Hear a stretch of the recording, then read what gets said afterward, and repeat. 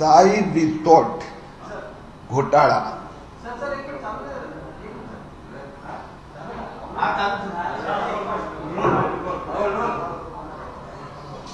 Sai resort घोटाळा चौकशी सुरू। ईडीने अनिल परबला दर्शन देण्यासाठी बोलवलं, पण अनिल परब साई रिसोर्ट पासून सरळ साई दरबारी गेले। परबांना असं वाटतं घोटाळे करा, कोविड काळात लॉकडाऊन मध्ये रिसोर्ट बांधा, पैसे लुटा आणि मग साई दरबारात जाऊन नमस्कार केले की सब कुछ माफ। मी उद्धव ठाकरेंना सांगू इच्छितो की राहुल गांधींना पण ईडी समक्ष चौकशीसाठी प्रकट व्हावे लागले। अनिल परब किती दिवस लपणार?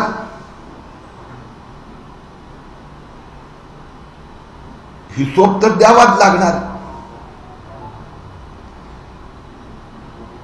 खरमाटेचे तुमचे संबंध काय? खरमाटेने आरटीओ ट्रान्सफर मध्ये जे व्यवहार झाले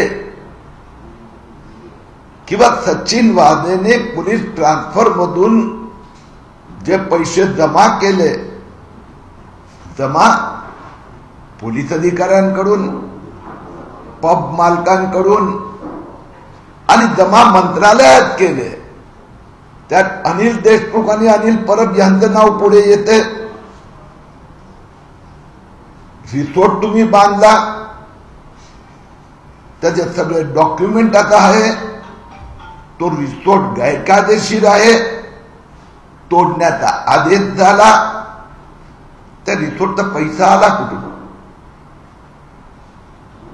अनिल परब त्या रिसोर्टचा प्रॉपर्टी टॅक्स नियमित भरत आहे। मी इन्कम टॅक्सला कंप्लेंट केली होती, इन्कम टॅक्सच्या धाडी, त्यात स्पष्ट झालं की अनिल परबचा अकाउंट मधून रिसोर्टचा प्रॉपर्टी टॅक्स भरला जात आहे। 2019-20 चा पण भरला, 2020-21 चा पण भरला आणि त्या अनिल परबनी ते रिटर्न्स मध्ये दाखवले आहे। मग इन्कम टॅक्स मध्ये तुम्ही 25 कोटीचा रिसोर्टचा प्रॉपर्टी टॅक्स दाखवतात, वीज कर दाखवतात, विजेचं बिल दाखवतात, आरोग्य कर नियमित भरतात, तो रिसोर्ट बांधला त्याचा खर्च कुठे आहे? रिसोर्टची कन्स्ट्रक्शन कॉस्ट तुमचा बुक मध्ये 0 लिहिली आहे। आपण विभाग साठेकडून जमीन शेती जमीन म्हणून घेतली, तुम्ही ताबा घेतला 2 मे 2017 त्यानंतर तुम्ही एनए ऍप्लिकेशन केली, म्हणजे कन्स्ट्रक्शन कॉस्ट मध्ये 6.5 कोटी रुपये रोख खर्च झाले आहेत। ही कॅश आली कुठून?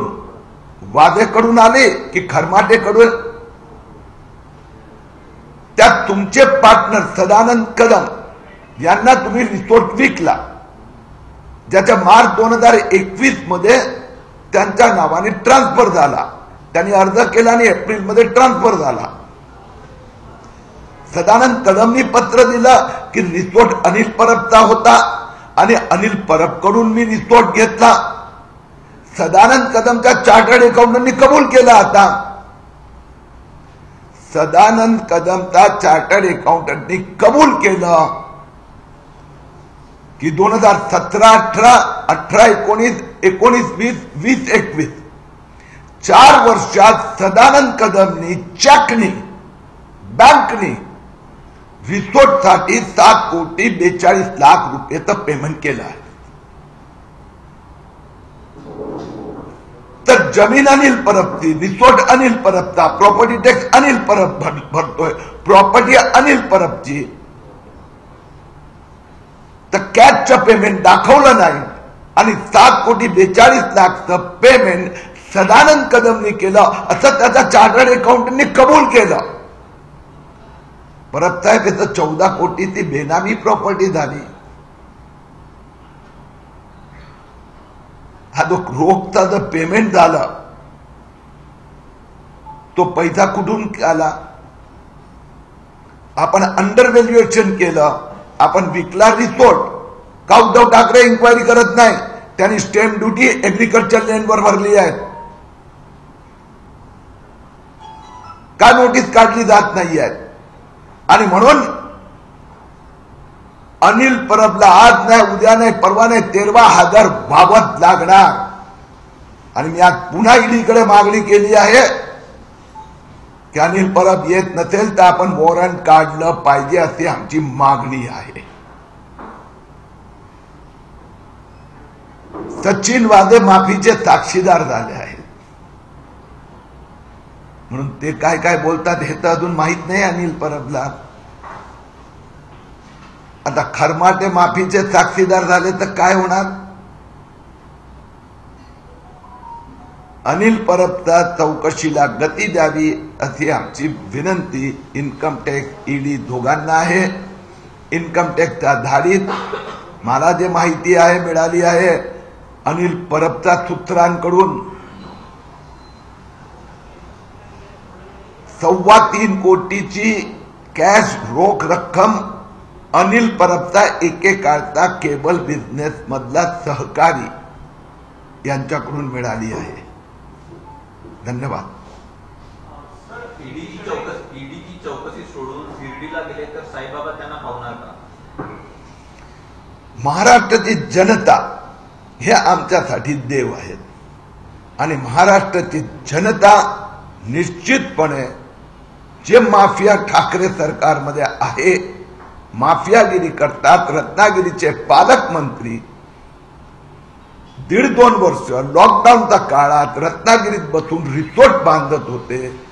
तिथेच शेकडो कोविड पेशंटचे मृत्यू झालं. त्याला जबाबदार अनिल परबला सोडणार नाही.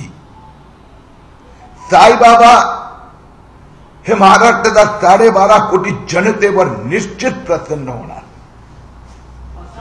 एकीकडे अनिल परब यांचं असताना दुसरीकडे दिल्लीमध्ये राहुल गांधींची सलग तिसऱ्या दिवशी चौकशी होते आणि याच्यावरून विरोधक असा आरोप लावत आहेत की जाणीवपूर्वक भाजप विरोधी बोलणाऱ्यांना अशा पद्धतीने चौकशीसाठी बोलवलं जात आहे. हे रोज ते बोलतात. त्यानंतरही अनिल देशमुख जेलमध्ये गेलेत ना. 12 वेळा शरद पवार उद्धव ठाकरे कोर्टात गेले. कोर्टाने त्यांना एकदा पण मदत नाही केली. म्हणून यांनी लूटमार करायचं. मुद्दा काय आहे? रिसोर्ट. समजा रिसोर्टचं उदाहरण घ्या. रिसोर्ट बांधलाय हे सगळं उद्धव ठाकरेंनी त्याला पाडण्याचे आदेश दिले. मग अजूनपर्यंत रिसोर्ट व्यवस्थित चालू आहे. पाणी आणि वीज कापलं नाही. कुठलाही कोर्टाने स्टे दिलेला नाहीये. तर माफियागिरी करणं याला जनहिताचं काम म्हणत नाही. आणि किरीट सोमय्यांनी आतापर्यंत 27 प्रकरणं बाहेर काढली. 27 सगळी पुराव्यासह. पहिला कागद नंतर बातचीत. आणि 27 मध्ये कारवाई सुरू आहे. म्हणून मुद्दा ईडी करते की सीबीआय करते, हायकोर्ट करते की सुप्रीम कोर्ट करते हे महत्वाचं नाही. आपण उद्धव ठाकरे त्यांच्या पत्नीने 19 बंगले.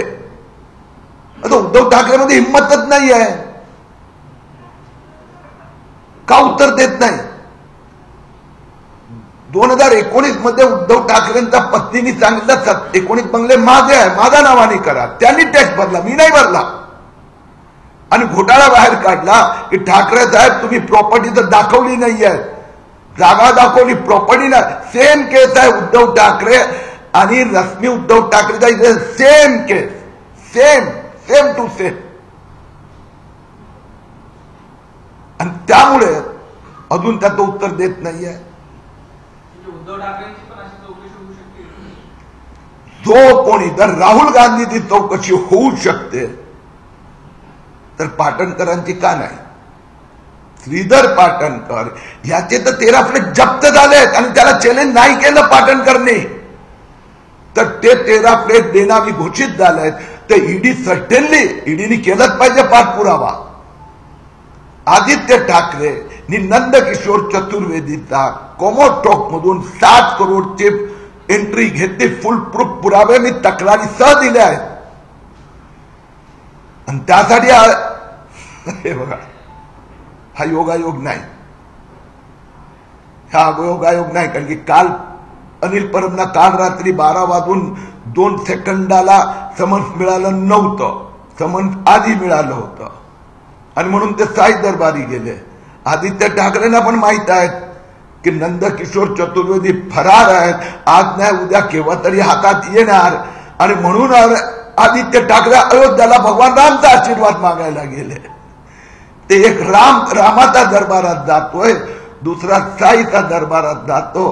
पण साईराम महाराष्ट्राचा 12.5 कोटी जनतेचा विचार करणार.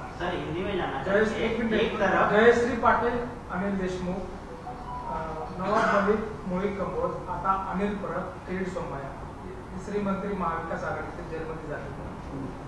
मला कळलं नाही का?